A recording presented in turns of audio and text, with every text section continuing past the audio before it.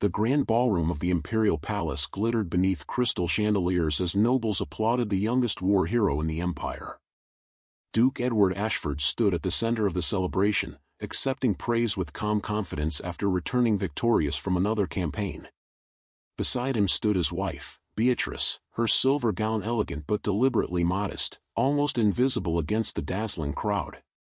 While admirers surrounded Edward with admiration and endless congratulations, hardly anyone spared the Duchess more than a passing glance. To them, she was merely the quiet woman fortunate enough to marry the empire's most admired duke. A countess smiled politely at Beatrice before turning toward Edward. "Your Grace, you have conquered every battlefield. Surely your greatest reward is having such a devoted wife." Edward's expression barely changed. "Our marriage serves the empire well enough." The words sounded courteous, yet they carried no affection. Beatrice lowered her eyes with a graceful smile that concealed the small ache growing inside her chest. She had become accustomed to hearing her husband speak of their marriage as though it were another political agreement waiting to expire. 3 years earlier, their wedding had saved 2 struggling noble houses from ruin. Beatrice's once proud family had lost nearly everything after her father was betrayed by powerful rivals, while Edward needed a respectable marriage to strengthen his political position after inheriting the Ashford Duchy. On the evening of their wedding, he had spoken honestly before leaving for his study. "I won't pretend this is a love match," he had said without cruelty. "Don't expect love from me, and we'll avoid disappointing each other." Beatrice had answered softly, "I understand." She truly believed patience and kindness might someday change his heart. Since then, she had never demanded affection, expensive gifts, or attention. Instead, she quietly devoted herself to becoming a duchess worthy of Ashford's people. What Edward never realized was that his seemingly ordinary wife possessed extraordinary abilities. Educated far beyond what society expected of noble women, she understood economics, diplomacy, agriculture, and several foreign languages. Her late mother had also taught her medicine, insisting compassion mattered more than status. Even fewer people knew that Beatrice was the hidden heir to the continent's greatest merchant empire. She concealed that inheritance because she wanted someone to value her character instead of her fortune. While Edward managed military affairs, Beatrice transformed the duchy from behind the scenes. She reorganized neglected accounts, discovered dishonest officials stealing taxes, and quietly replaced them before greater damage occurred. She negotiated profitable trade agreements using trusted representatives so her husband received the praise. She persuaded neighboring estates to share grain reserves before drought threatened the harvest, preventing starvation months before anyone recognized the danger. Within the manor, she became beloved for reasons that had nothing to do with titles. She learned every servant's name and remembered details about their families. When the stable master's young son required costly surgery after a riding accident, she secretly paid every expense. During harsh winters, wagons carrying blankets, bread, and medicine mysteriously appeared in forgotten villages. No one realized the generous benefactor was their duchess. Every Sunday afternoon, Beatrice visited the local orphanage with books tucked beneath her arm. She laughed with children who had forgotten how to smile and listened patiently to stories that others considered unimportant. Whenever wounded soldiers returned from distant battlefields without family waiting for them, she sat beside their beds until they found peace. The servants began calling her the Heart of Ashford, though never loudly enough for Edward to hear. Edward noticed efficient estates, obedient servants, and prosperous villages, yet he assumed loyal stewards deserved the credit. His attention remained fixed on military reports, royal duties, and endless expectations from the imperial court. He respected competence but rarely looked beyond completed results to discover who had quietly made them possible. That evening, after the celebration ended, Beatrice returned alone to the manor's neglected rose garden carrying a small lantern. Kneeling beneath the cool moonlight, she carefully trimmed dying branches and watered the fragile white roses that everyone else had forgotten. She smiled faintly as the first healthy buds appeared among the thorns, unaware that, like the flowers she patiently nurtured, her own heart was blooming in silence while the man she loved never once turned to see it. Spring arrived with brilliant skies, and the imperial capital prepared for the emperor's annual birthday banquet, the grandest celebration of the year. Nobles from every province filled the magnificent palace, eager to strengthen alliances and display their wealth beneath glittering chandeliers. Duke Edward Ashford attended as one of the empire's greatest heroes, while Beatrice stood beside him in a graceful ivory gown embroidered with tiny white roses. She looked calm and composed, though she already sensed that she no longer belonged among people who measured every life by rank and reputation. Throughout the evening, ministers praised Edward's military victories, merchants admired his prosperous duchy, and young noblewomen competed for his attention despite the wedding ring upon his hand. Beatrice remained politely silent, greeting guests with gentle courtesy while quietly observing the loneliness hidden beneath the endless laughter surrounding her husband. She wondered whether he had ever truly looked at her during the 3 years they had shared the same home. As musicians finished another lively performance, an elderly duke raised his glass with a teasing smile. "Your Grace," he called loudly enough for nearby guests to hear, "you have conquered battlefields with remarkable ease. Tell us, when will you finally surrender your heart to your beautiful duchess?" Laughter rippled across the ballroom. Edward smiled faintly, believing the question harmless. "I'm afraid that will never happen," he replied. The guests leaned closer. Beatrice was never wife material.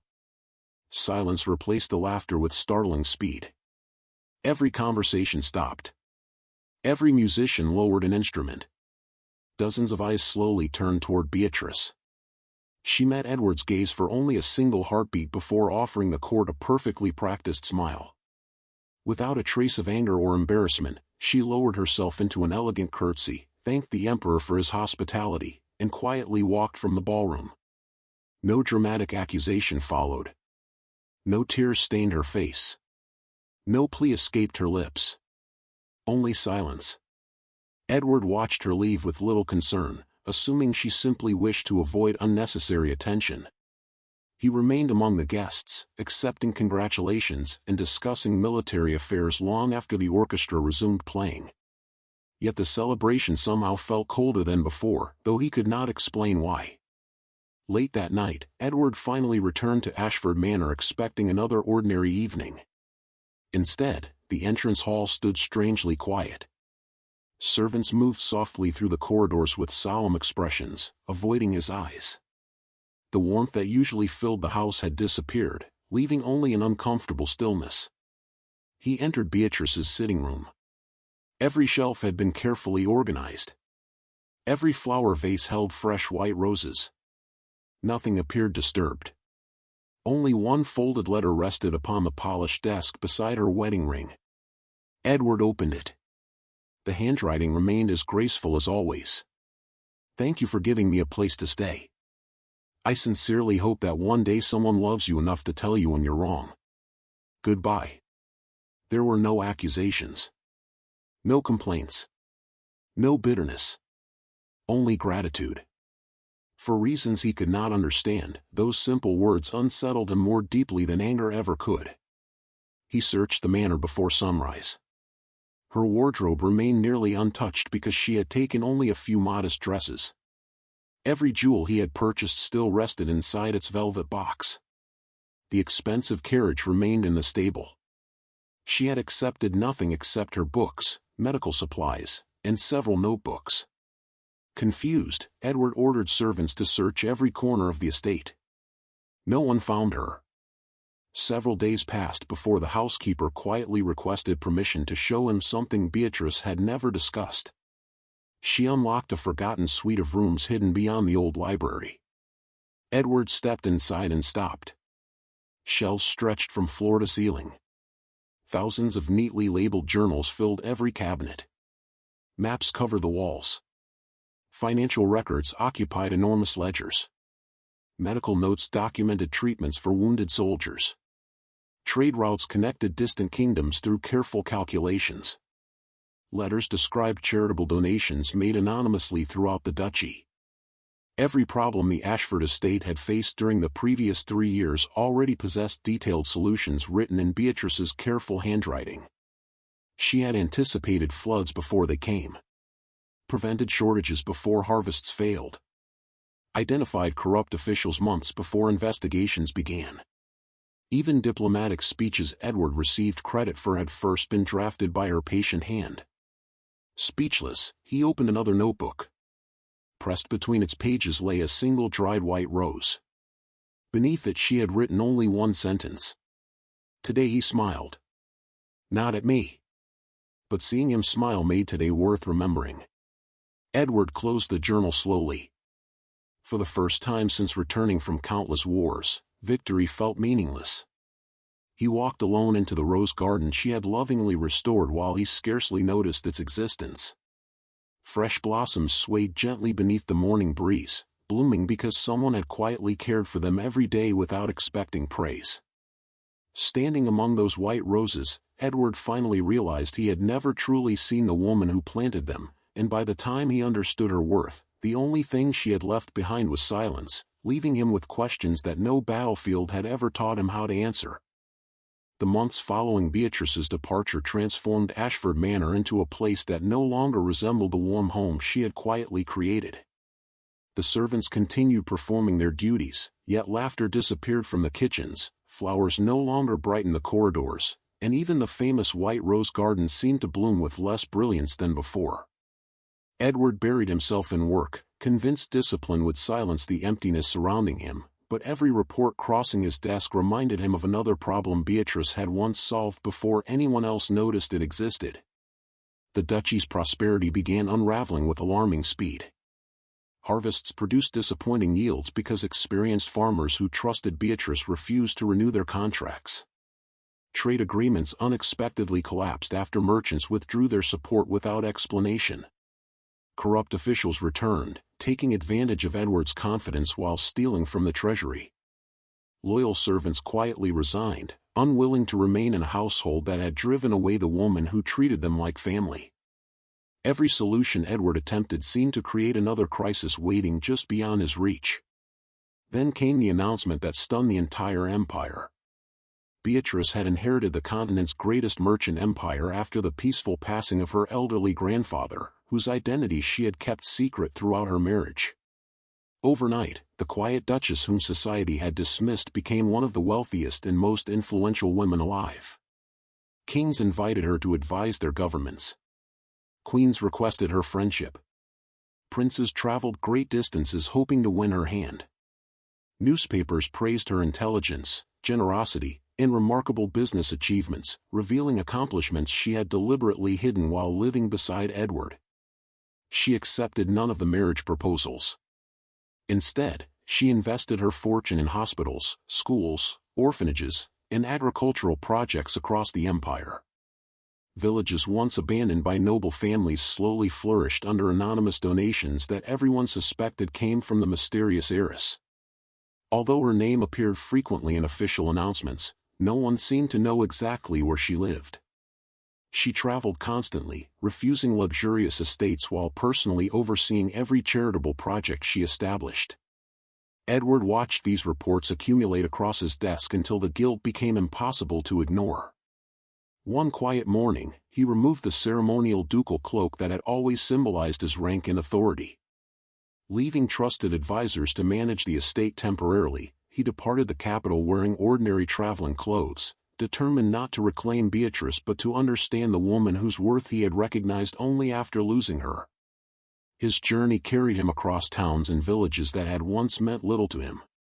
Everywhere he traveled, strangers spoke of a compassionate benefactor whose kindness had transformed countless lives.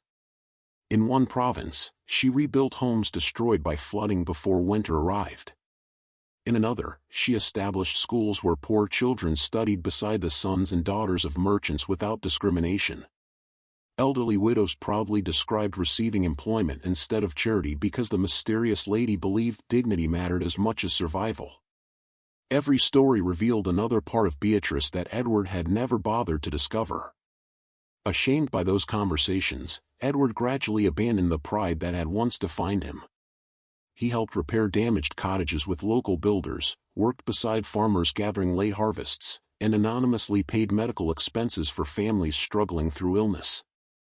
He apologized sincerely to servants he had overlooked for years, learning their names and listening to their concerns without impatience. For the first time since inheriting Ashford, he understood that leadership required humility rather than admiration. One bitter winter evening, while crossing a mountain pass alone, Edward rode directly into an ambush. Hidden assassins emerged from the snow-covered trees, striking without warning. Though he defended himself fiercely, overwhelming numbers left him wounded and unconscious beneath the freezing wind. When he finally opened his eyes, he lay inside a modest cabin warmed by a crackling fire. Fresh bandages covered his injuries with remarkable skill, while herbs familiar from Beatrice's old medical books rested beside the bed. The mysterious healer had already departed. Only one object remained upon the wooden table. A carefully pressed white rose. Edward picked it up with trembling hands. No explanation accompanied the flower. None was necessary. He knew only one person who preserved white roses so carefully. She had rescued him once again. Without revealing herself. Without demanding gratitude. Weeks later, Edward visited an orphanage praised throughout the northern provinces. The children eagerly showed him colorful books, warm classrooms, and gardens overflowing with vegetables they had planted themselves. An elderly caretaker smiled when he asked who had built such a remarkable refuge. Lady Beatrice believed every child deserves hope, she answered simply. Before Edward could respond, a little girl approached, studying him with innocent curiosity. "Were you the bad husband?" she asked. He stood frozen. The child tilted her head thoughtfully. "Lady Beatrice says people can become better if they stop pretending they're already good." Those gentle words shattered the final walls surrounding Edward's heart. He sank to his knees as tears finally escaped the proud soldier who had never cried after losing battles, friends, or family. Surrounded by laughing children whose futures existed because of the woman he had failed to cherish, Edward realized that finding Beatrice mattered less than becoming the man she had always believed he could be, and for the first time, that impossible journey seemed worthy of every remaining day of his life. 2 years passed after Edward left the orphanage with a heart forever changed. During that time, he never searched for Beatrice through spies or royal influence, believing that a woman who had chosen freedom deserved to keep it. Instead, he devoted himself to repairing every mistake pride had created. Ashford Manor became a place where servants were treated with respect, workers received fair wages, and every village under his protection benefited from schools, clinics, and honest leadership. The people gradually stopped calling him the Empire's greatest war hero and began calling him the Duke who truly listened. Although those words pleased him, he accepted them quietly, knowing the credit belonged to the woman whose example had transformed his life. Each spring, Edward personally planted white roses throughout the duchy. The flowers bloomed beside orphanages, hospitals, and village squares, reminding him that kindness could spread farther than fear ever could. Whenever someone thanked him for rebuilding their lives, he answered with the same sentence. "I am only continuing work someone else began." Far away, Beatrice observed those changes through letters from trusted friends rather than secret spies. She smiled whenever she heard another story describing Edward's patience with frightened children or his willingness to help farmers repair broken fences after storms. The proud nobleman who once measured greatness through victories had slowly become a servant of his own people. She had never hoped to punish him by leaving. She had simply understood that love without respect would eventually destroy them both. One warm afternoon, Beatrice returned quietly to Ashford Manor for the first time in years. She entered without ceremony, walking through familiar corridors where servants welcomed her with joyful tears instead of formal bows. The old housekeeper embraced her tightly before whispering that the manor had finally become the home she had always dreamed of creating. Every room reflected simple warmth rather than cold luxury. Laughter echoed from the kitchens, fresh flowers brightened every window, and children from the nearby orphanage visited freely to play in the gardens. Nothing remained of the lonely household she had once left behind. When Edward returned from inspecting village repairs, he found Beatrice standing beneath the restored white roses exactly where she had once worked alone beneath the moonlight. Neither hurried toward the other. Years of growth deserved calm honesty rather than dramatic reunion. Edward stopped several steps away. "You came," he said softly. I wanted to see whether the stories were true, Beatrice replied. Were they? She looked around the flourishing garden before meeting his eyes. They were. For several quiet moments, neither spoke. The silence no longer carried distance. Instead, it offered peace. Edward finally broke it with gentle sincerity. I searched for forgiveness at first, but somewhere along the road I stopped asking for it. I realized becoming better mattered even if you never returned. Beatrice smiled faintly. I know. He looked surprised. She continued calmly. I visited villages after you left them. I spoke with servants you apologized to. I listened to children who admired you. I never disappeared to test your love. I simply waited to see whether you would change because your heart wished to, not because you hoped for a reward. Edward lowered his head. I don't deserve another chance. No, she answered honestly. No one deserves love simply because they regret their mistakes. His shoulders sagged, accepting the truth. Then she stepped closer. But people can earn trust by living differently every single day. Hope returned to his eyes, quiet and cautious. Several evenings later, Edward invited Beatrice to the rose garden at sunset. There were no nobles, no royal witnesses, and no magnificent decorations. 2 simple wooden chairs rested beneath the blooming white roses she had planted years before. A gentle breeze carried the familiar fragrance that had survived every season of sorrow and change. Edward knelt before her without hesitation. I once believed you weren't wife material. His voice trembled. I was the one who wasn't husband material. He removed the old wedding ring he had carried since the night she left. I cannot erase the pain I caused. I cannot ask you to forget it. But if your heart allows, I would spend the rest of my life honoring the woman who quietly taught me everything I should have known from the beginning. Beatrice looked at him for a long time. Then she accepted the ring. Not as a symbol of the past. As a promise for the future.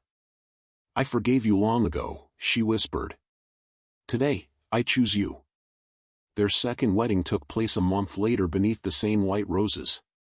Servants stood proudly as honored witnesses, orphaned children scattered flower petals along the garden paths, wounded veterans whose lives Beatrice had once comforted formed a quiet guard of honor, and villagers celebrated beside nobles without distinction. Years afterward, their children discovered 2 wedding portraits hanging together in the manor. Curious, they asked why their parents had married twice. Beatrice smiled warmly while Edward wrapped an arm around her shoulders. The first marriage was arranged by others, she explained. Edward kissed her hand before finishing the answer. The second was arranged by our own hearts. As laughter filled the garden and white roses swayed beneath the evening sun, they understood that the happiest endings are never gifts of fate but rewards earned through humility, forgiveness, unwavering love, and the courage to choose each other all over again.